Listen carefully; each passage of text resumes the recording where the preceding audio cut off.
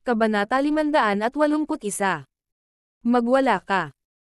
Siya ay umungal sa mahinang boses, at ang lahat ng mga ilaw na pilak ay mabilis na sumabog. For a time, lahat ng bloodthirsty golden mosquitoes ay lumipad ng marahas, at patuloy silang nagbanggaan. Ito ang pangatlong epekto ng Zephyr Breaking Evil Breaking Eye. Ang elektrikal na kapangyarihan ng asol na ilaw, ang masasamang kapangyarihan ng lilang liwanag, at ang nakakabighaning kapangyarihan ng pilak na ilaw. Mula noong huling pagkakataon na nakuha niya ang kapangyarihang pangkulam sa isang kasiraan sa Lunar Academy, ginamit lamang ni Zephyr ang nakakapangilabot na kapangyarihang ito sa underground world at sa iba pang mga demonic cultivator. Pagkatapos noon, hindi na niya ito ginamit. Sa pagkakataong ito, muling nasaksihan ni Zephyr ang lagim ng kapangyarihan. Kung nakipag-away siya sa bloodthirsty golden mosquitoes na ito gamit ang sarili niyang katawan, mahihirapan siyang makatakas, lalo pa silang patayin. Pagkatapos ng lahat, ang bloodthirsty golden mosquitoes na ito ay hindi lamang may kamangha-manghang defensive power, ngunit ang kanilang mga katawan ay hindi rin masyadong malakas.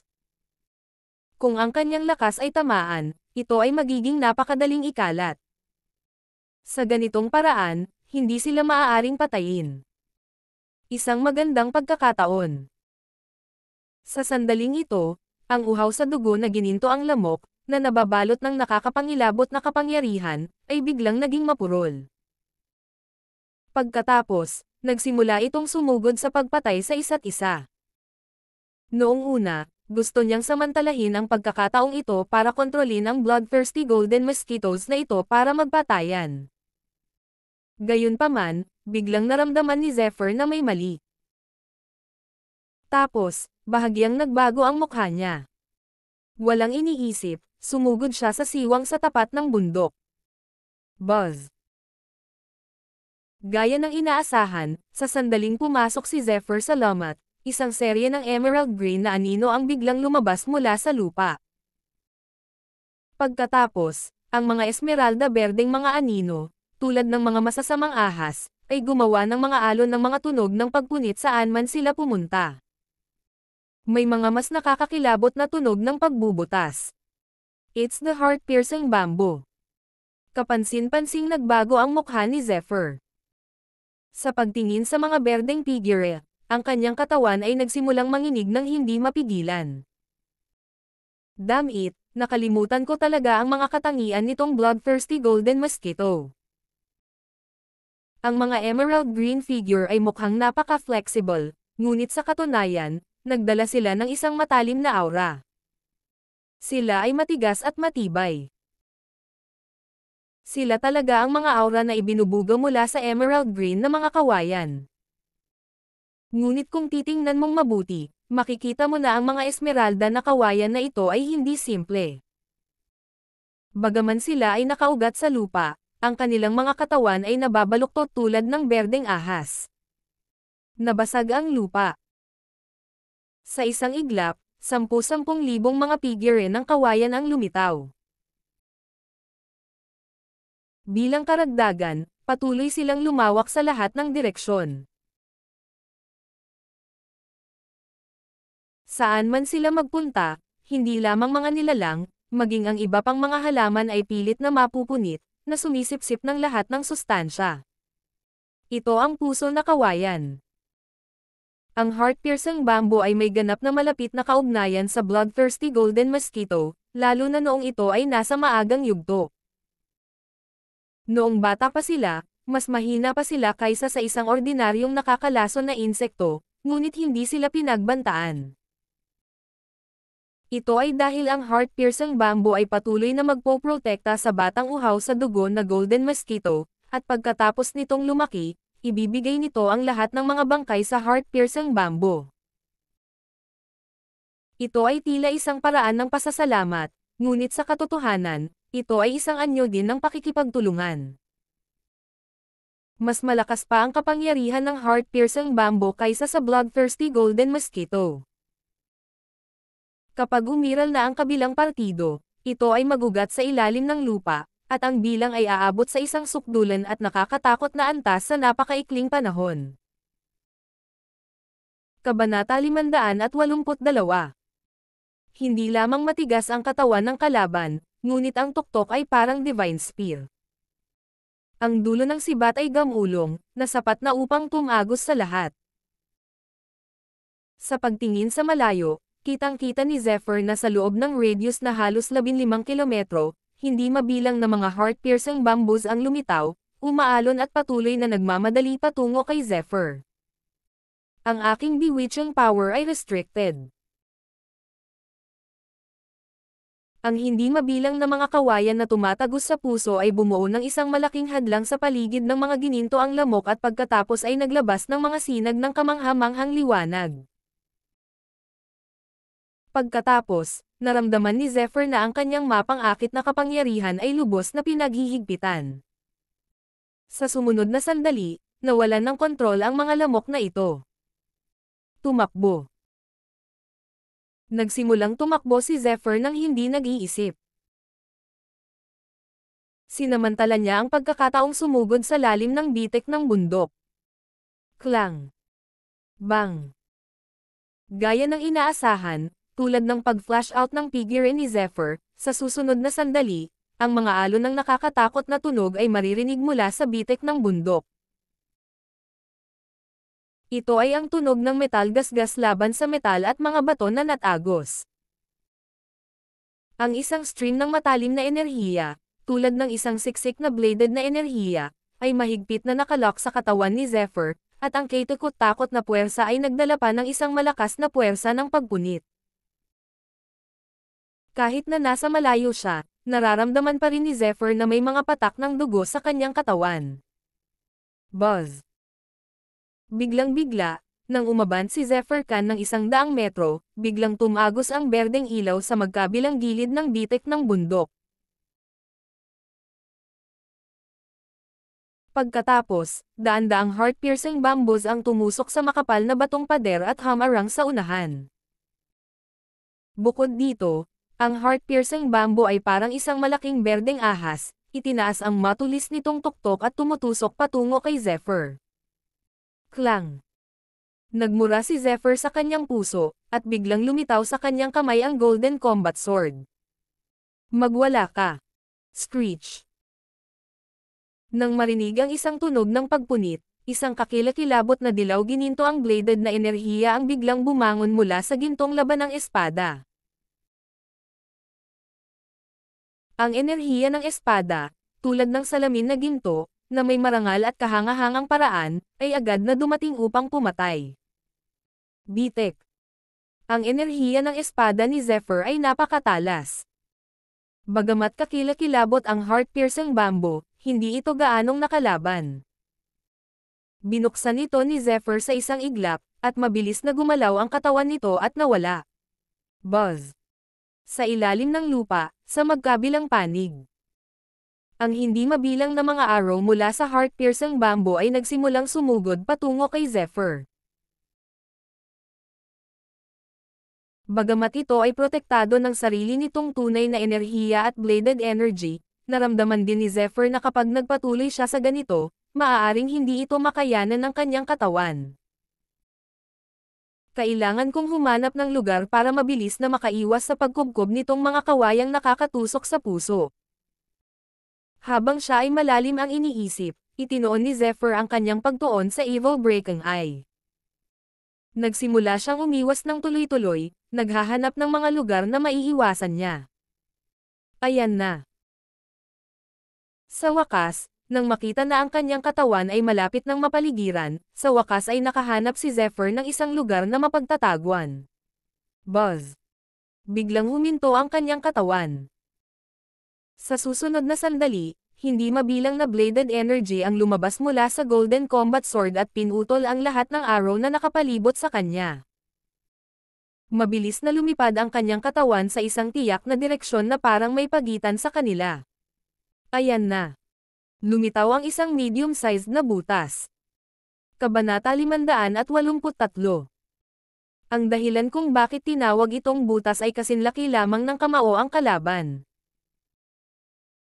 Sa katawan ni Zephyr, natural na imposible siyang makapasok. Ngunit ayon sa nakita ng Evil Breaking Eye, mayroong isang tiyak na espasyo sa loob ng lugar na ito. Buksan. Parang kulog ang tunog. Pinatakbo ni Zephyr ang kanyang mahabang espada at gumuhit ng isang mahiwagang bakas. Pagkatapos ang bladed energy ay naging whirlpool at nawala sa kasing laki ng kamao na butas sa isang kisap mata. Sa susunod na sandali, hindi mabilang na mga bitek ang lumitaw sa paligid niya. Lumitaw ang isang butas na kasing laki ng tao. Oo naman. Puff. Natuwa si Zephyr. Sa likuran niya, nagsimulang lumitaw ang hindi mabilang na mga kaluskos na tunog ng mga pagsabog at pagbutas. Hindi mabilang na mga kawayan na tumutusok sa puso ang tusong sumunod sa kanya at walang awa na sumugod sa butas. Damn it. Napaungol si Zephyr sa mahinang boses. Ito ay tulad ng mga hyena, na umaabala sa kanya at hindi nagpapalam sa kanya. Mahusay na buhangin sa disyerto. Biglang nagsama-sama ang libu-libong kinang ng espada, na may mga tuldok ng mga bituin, upang bumuo ng isang ilog ng mga bituin. Sa susunod na sandali, ang gininto ang malasalaming bladed na enerhiya, na may walang katapusang banal na kapangyarihan, ay dumurog ng hindi mabilang nakakilakilabot na mga arrow. Bagamat ang welga na ito ay lubhang nakakatakot, nagbigay lamang ito kay Zephyr ng ilang paghinga ng oras upang makahinga. Sa sumunod na sandali, parami ng parami ang mga palaso na sumugod sa kanya. Habang nag-iisip ng mabuti si Zephyr kung paano makakatakas, biglang nalaman ni Zephyr na may mali. Bagamat ang mga heart-piercing bamboo na ito ay patuloy na nag-drill at naglalabas ng aura na uhaw sa dugo, tila hindi sila ng ahas na pumasok sa espasyong ito. Ito ba talaga ang lugar? Nagulat si Zephyr at patuloy na pinagmamasdan ang kuweba. Sa kuweba, napakalawak ng lugar. May mga kakaibang linya sa lahat ng dako, na tila naglalaman ng isang mahusay na katotohanan. Si Zephyr ay napakapamilyar sa texture, at pakiramdam niya ay pamilyar siya. Nakita niya ang ganitong uri ng kakaibang texture sa hindi kumpletong mapa. This should be the destination of the treasure this time. Sa paglipas ng panahon, may mga pagbabago dito. Kaya naman, aksidente kung natagpuan ang totoong kayamanan. Buzz. Habang nagmumuni-muni pa rin si Zephyr, ang nakakatusok sa puso na bamboo sa labas ay naglalabas pa rin ng mga alon ng nakakatakot na mga tunog ng gasgas. Sa tuktok ng kawayan, patuloy itong umiikot, at pagkatapos ay bumuo ng isang malaking drill. Sa guwang, malinaw na makikita ang mga bitek, na parabang mayroong hindi nakikitang hadlang na nagpoprotekta kay Zephyr. Buzz. Bagamat ang 10,000 arrow na ito ay hindi makapasok sa lugar na ito, sa oras na ito, mabilis na lumitaw ang mga sinag ng gininto ang liwanag. Ito pala ang mga bloodthirsty golden mosquitoes na nagtanggal sa kapangyarihan ni Zephyr. Ang kakaiba ay ang mga bloodthirsty golden mosquitoes na ito ay madaling sumugod mula sa labas. Ang matalim na dulo ng kanyang bibig, tulad ng mga matutulis na karayom, ay patuloy na nagmamadali patungo kay Zephyr. Ngumuso si Zephyr sa mahinang boses. With that, muli niyang ginamit ang evil breaking eye sa pagitan ng kanyang mga kilay. Sa isang kislap ng pilak na liwanag, agad itong nakabuo ng hugis fan bewitching power, na bumabalot sa lahat ng golden mosquito. Kabanata 584. Pumunta ka. Sa pag-activate ng nakakabighaning kapangyarihan. Bigla na lang tumigas ang lahat ng bloodthirsty golden mosquitoes saglit. Sa ilalim ng kontrol ni Zephyr, lahat ng bloodthirsty golden mosquitoes ay nagsimulang umatake sa heart-piercing bamboo. Klang. Sa pagitan ng dalawa, nasira ang orihinal na payapang poster. Sa pagharap sa pag-atake ng bloodthirsty golden mosquito, nagsimulang magalit ang lahat ng kawayan na tumatagos sa puso. Ang matalas na bibig ng bloodthirsty golden mosquito ay ang lugar kung saan maaari silang sumipsip ng dugo. Ito ay bihirang makita kung gaano ito kahirap. Ito ay kasing tigas ng ginto at jade, na sapat na upang tumusok sa puso na kawayan. Kaya naman nairita ang heart-piercing bamboo. Ang away sa pagitan ng dalawa ay gumawa ng mga pagsabog at pagpunit sa espasyong ito. Swoosh! Sa oras na ito, hindi na kailangan ng heart-piercing bamboo at ng bloodthirsty golden mosquito ang atake ni Zephyr. Pagkatapos, nagsimulang ituon ni Zephyr Khan ang kanyang pagtuon sa espasyo sa kanyang harapan. Kung susuriing mabuti, hindi lang malaking espasyo ang nasa loob ng kuweba, ngunit mayroon ding kakaibang pagbabago-bago mula sa itaas hanggang sa ibaba, na para bang isang buhay na nilalang ang patuloy na humihinga. Formation. Bumilis ang tibok ng puso ni Zephyr. Pagkatapos ay nag-isip siya ng isang posibilidad. Ang pagbuo ay isang sinaunang pag-iral. Ito ay mabibilang bilang isang uri ng lihim na kasanayan upang mapahusay ang lakas ng isang tao, at maaari rin itong tawaging sinaunang martial techniques. Noong sinaunang panahon, ang makapangyarihang mga masters ay maaaring makamit ang isang antas na lumalaban sa langit. Nagkaroon din ng mga porma sayon sa maraming academies, ngunit hindi sila kompleto. Sa madaling salita, ang mga pormasyong iyon ay hindi kasing lakas ng mga noong sinaunang panahon. Sa kuwebang ito, malinaw na naramdaman ni Zephyr ang espiritu ng pagbuo. Buzz. Habang iniisip niya, si Zephyr ay nagsimulang maghanap ng mabuti sa paligid. Sa wakas, sa isang batong pader, nakita niya ang mga pinong linya. Ang mga linyang ito ay hindi tulad ng texture ng isang formation, ngunit parang isang pinto. Bahagyang gumalaw ang kanyang mga daliri. Isang tunay na enerhiya ni Zephyr ang napalitan. Dagandong. Kaagad, sa harap niya, nagsimula itong maghiwalay, at pagkatapos ay talagang nabuo ang isang higanteng pinto. Bumukas ang pinto, bumungad sa akin ang bagong espasyo sa loob. Ang mga kakaibang kariktan ay inilabas mula sa espasyong ito. Ang perlas na liwanag ay mahalaga, na may isang uri ng mapagbigay at marangal na aura. Ang mga alon ng panggamot na halimuyak ay dam-aloy ng dahan-dahan, tulad ng mga dragon at python, na bumubuo ng nasa salat na texture. Ang lakas ng halimuyak na panggamot. Sa kanyang nakaraang buhay, siya ay lubhang sensitibo sa refinement ng elixir. Sa paglalakad papunta sa espasyong ito, ang lugar sa loob ay hindi masyadong malaki o masyadong maliit. Ito ay halos 1,000 metro kwadrado. Sunod-sunod na kahon ang inilagay sa sulok. Ang mga kahon na ito ay tila nabulok dahil sa paglipas ng panahon. Nakikita ng isa ang mga sinag ng liwanag na lumalabas mula sa mga sirang marka.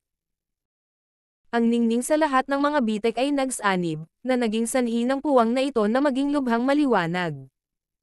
Boom! Ibinaba niya ang kanyang mahabang damit at naglabas ng isang alon ng totoong enerhiya. Binuksan ng kapangyarihan niya ang lahat ng kahon.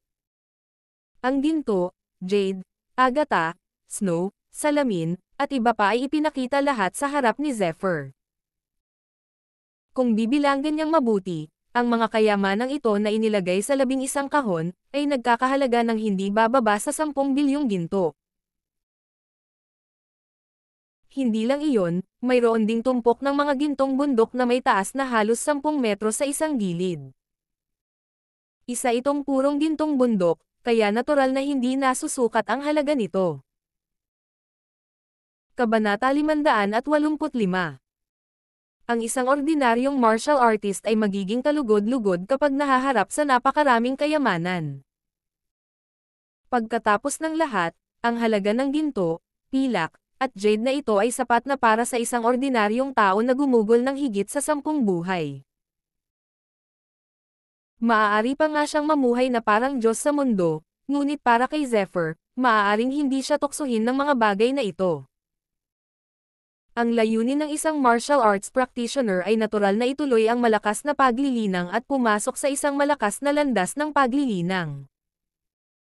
Gayunpaman, nang maamoy niya ang halimuyak na panggamot, natuklasan din ni Zephyr na maraming bote ng jade at ilang elixir sa sulok sa isang gilid. Bagamat hindi niya makita ang mga partikular na function ng mga elixir na ito sa isang iglap, naramdaman niya na ang mga elixir na ito ay hindi karaniwan. Swoosh! Sa bahagyang paggalaw ng kanyang palad, isang gintong at jade na singsing sa daliri ni Zephyr ang nagbuga ng maliwanag na liwanag at agad na tinangay ang lahat ng mga kayamanan. Ito ang gintong jade na singsing na nakuha niya mula sa mga Vampiress King.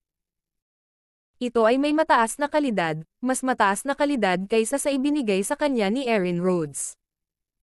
May espasyo itong daan-daang metro, kaya hindi siya natatakot na hindi maimbak ang mga kayamanang ito. Dagandong. Nang mailagay ang lahat ng elixir at kayamanan na ito sa storage ring, nagkaroon ng biglaang dagandong sa ilalim ng mga paa ni Zephyr. Bago pa makapag-react si Zephyr, nanginginig na ito ng malakas. Bang-bang. Hindi mabilang na mga sinag ng liwanag ang sumambulat mula sa lupa. Ang texture ay nagsimulang manginig ng marahas, umuusbong at gumagalaw na parang isang buhay na bagay. Sa sumunod na sandali, naramdaman na lamang ni Zephyr ang panginginig ng kanyang katawan, at pagkatapos ay naging malabo ang kanyang paningin. Nang siya ay nagpakita, lahat ng nasa harap niya ay nagsimulang magbago. Formation. Sabi ni Zephyr sa mahinang boses. Sa oras na ito, ang lahat ng nasa harap niya ay hindi na tulad ng dati. Kitang-kita na ang kanyang katawan ay lubos na inilipat sa ibang espasyo sa isang iglap. Walang laman ang espasyo, ngunit may mga malatubig na alon sa paligid nito. Ang mga ripple na ito ay patuloy na lumalawak at mukhang partikular na gumagalaw. Gayunpaman, walang tao sa paligid, hindi banggitin na walang kahit isang istruktura, na naging dahilan upang bahagyang sumimangot si Zephyr. Ano yun? Habang pinagmamasdan ni Zephyr ang paligid, sa ibabaw ng malatubig na alon, ang mga sinaunang karakter ay nagpapakita ng pataas at pababa. Tumingin si Zephyr sa paligid at itinala ang lahat ng mga salitang ito. Tapos medyo naging kakaiba yung ekspresyon ng mukha niya. Ang mga salitang ito ay nagtala ng mensahe ng isang tao. Spring and Autumn Cultivator. Pagtingin sa huling mensahe, bumulong si Zephyr, ngunit mas naging seryoso ang ekspresyon ng kanyang mukha. Ang mga independenteng magsasaka ay tinatawag ding buhong na magsasaka. Ang mga tinatawag na rogue cultivators ay walang academy, walang proteksyon mula sa ibang puwersa, at kahit na walang pamilya. Mag-isa lang silang nagsanay at hindi umaasa sa tulong ng ibang puwersa. Mula sa simula hanggang sa wakas, nag-practice siyang mag-isa. Ito ang buhong cultivator. Dahil sa kakulangan ng proteksyon ng mga pangunahing puwersa, ang mga buhong na magsasaka ay natural na kulang sa mga mapagkukunan ng paglilinang, lalo na sa mga elixir at martial arts na kasanayan. Gayunpaman, may mga makapangyarihang individual na magsasaka sa kanila. Ang kanilang lakas ay maihahambing sa walang kapantay na mga eksperto sa Great Academy. Kapag naabot nila ang isang napakataas na antas, sila ay tatawaging mga magsasaka. At ang mga maluwag na cultivator na matatawag na cultivator ay maabot man lang ang ikalimang antas ng spirit realm. Kung tungkol sa taong nag-iwan ng mensahe, siya ay kilala bilang Spring and Autumn Cultivator. Madaling sabihin na siya ay hindi kapani-paniwalang makapangyarihan. Ang mensahe ay hindi naglalaman ng maraming impormasyon, lamang ng ilang mga pangungusap. Gayunpaman, ang ekspresyon ni Zephyr ay lalong naging seryoso.